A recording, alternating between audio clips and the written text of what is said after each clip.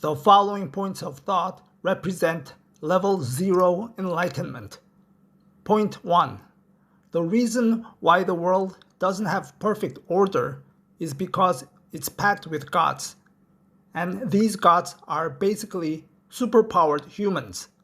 They've got all human feelings, desires, ambitions, and blind spots. It's just that they can wield cosmic level influence over weather, war, love, and everything in between. Point 2. The deep workings of the world are none of your business. Accept what happens, placate the powers behind it, and stop trying to peek behind the curtain. Point 3. Nothing in nature just happens without intentions. With natural events, they are gods and spirits. Pattern hunting is just coincidence dressed up as cleverness. Point 4. Almost anything can be sacred. A cave, a mountaintop, a river, even a random tree or a rock. Any animal might be a spirit, a guardian, or a deity's scout. Every settlement has its presiding god or gods, and even small objects can carry divine weight. Point 5. Because of all this, certain places deserve to be set apart as shrines and temples. The gods are woven into our lives and require proper rites of communication and propitiation. Ignore this at your peril.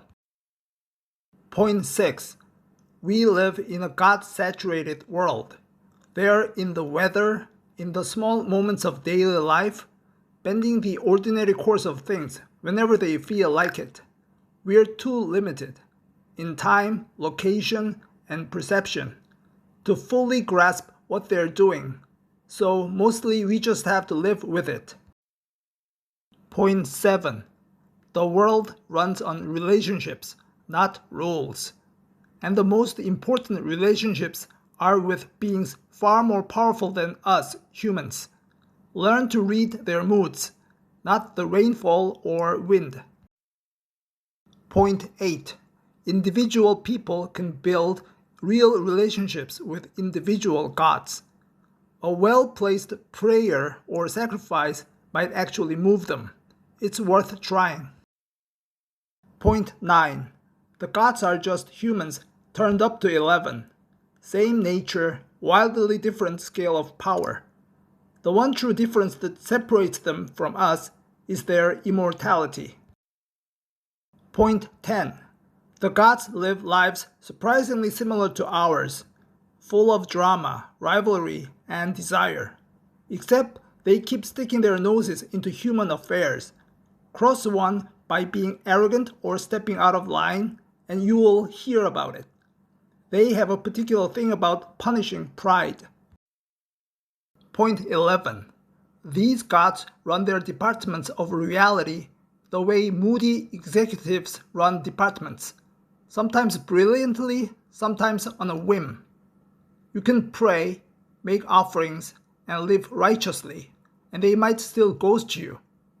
Piety is a good faith effort, not a guarantee. Point 12. Don't think the gods only weigh in on the big stuff. Your Tuesday is just as divinely influenced as a battle or a plague, maybe by a lesser deity. The catch is that their unpredictability makes it nearly impossible for us to understand or control what happens to us. Point 13. There is no single explanation for anything because reality was made by many hands with many intentions. The world is complicated because its controllers are complicated. Point 14. Randomness is a real force in this world, like fate, answering to no one, not humans, not even the gods. It's immoral and unstoppable, and everyone plays by its rules whether they like it or not. Point 15. The sacred and the ordinary are completely different kinds of thing, governed by completely different kinds of power. Treating them as one inserts both. Point 16. Hard work matters, but it doesn't seal the deal. Collective immorality can bring poverty and catastrophes down on everyone, no matter how diligently you've been grinding. And sometimes the lazy person just wins. That's the gods being inconsistent again. Point 17. When work leads to wealth, it's because the gods favor the hard-working. When idleness leads to ruin, it's because the gods are angry at slackers. The outcomes track effort, but the gods are always the ones holding the scoreboard. Point 18. Intellect is a human tool for human problems. It was never meant to reach the foundations of reality. Some things are just beyond us, and pretending otherwise is arrogance. Point 19. There is no single underlying order wanting to be discovered, because disorder is just as fundamental as order. The universe doesn't have a skeleton, it has moods. Point 20. Even so, there is a moral order holding the whole thing together, because one God rules supreme. This God is wise and genuinely good, rewarding justice in humans and punishing injustice. He's the ethical backbone of the whole cosmic structure. Point 21. That Supreme God's rules aren't arbitrary power plays or favors to the other gods. They are ultimately designed for human well-being. Point 22. This Supreme God then sets the other gods to measure human conduct against an objective law of morality and justice. The whole divine hierarchy has a moral job to do. Now, the following points of thought amount to level 1 enlightenment. They were advanced by the Greek called Thales about 2,600 years ago. Point 23. If you're curious about a natural event, look to nature for explanation. Don't invoke gods or myths. There's no need for divine sign-off. Point 24. Nature doesn't need a motive. It just does what it does, and the job of your intellect is to watch carefully enough to catch it in the act. Point 25. Even inanimate things possess force. The magnet moves iron without hands. So, don't assume you know where there is no energy. Point 26. Predicting an eclipse doesn't make you a prophet. It makes you someone who paid attention to patterns. That's actually better. Point 27. The earth floats on something. There's always a substrate, always a foundation. The job of your intellect is to find it, not invent a god to hold things up. Point 28.